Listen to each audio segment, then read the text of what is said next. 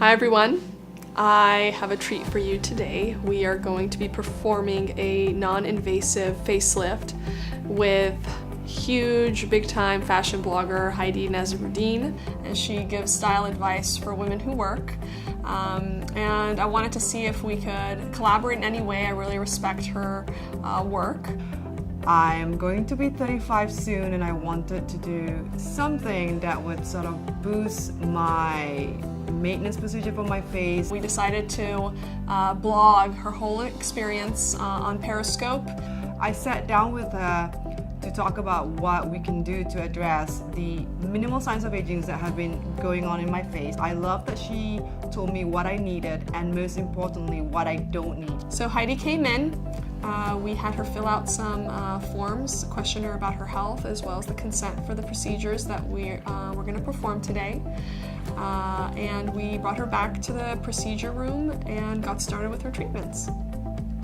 Basically, it's a non-invasive procedure, which is multiple procedures: Botox, fillers, something called Pelvic, which is a radio frequency treatment to enhance the collagen production on my face.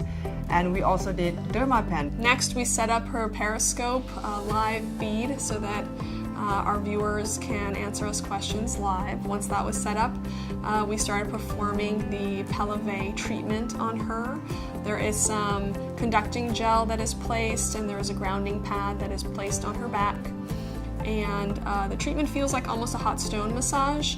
Very comfortable, but we do depend on the patient to let us know when areas have gotten too hot for them. And that's when we'll use the radio frequency heat gun to let us know exactly what temperature we've been able to achieve on the skin to make sure we're within that 40 to 45 degrees Celsius mark that we know is going to start inducing collagen production. Once the Pelvic treatment is completed, we are going to place numbing medication to Heidi's face in order to progress with the other treatments without her feeling pain. Once we've let her sit for 15 to 20 minutes for the numbing medication to work, we began with the Restylane injections to her tear troughs to make this area look less tired and give her a more refreshed look.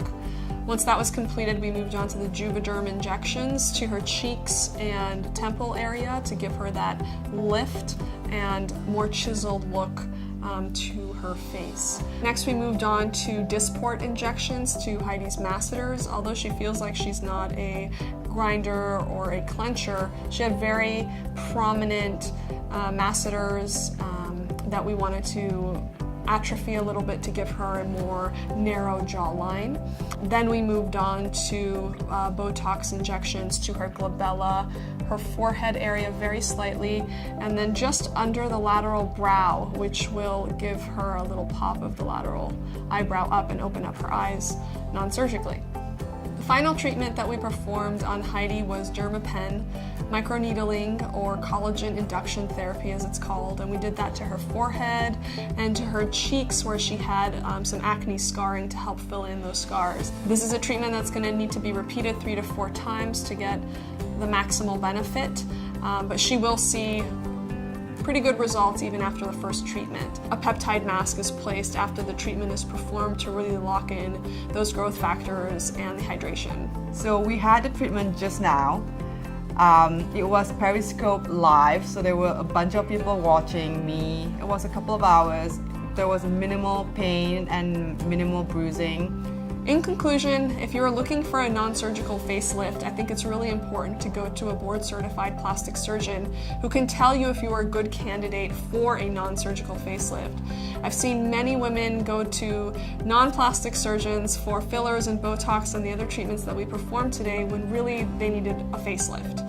And I think it's important to go to somebody that can offer you both treatments so they can tell you, yes, you're a good candidate for a non-surgical facelift, or no, you should really spend your money elsewhere and go for the full facelift because that's what's going to give you your ideal results.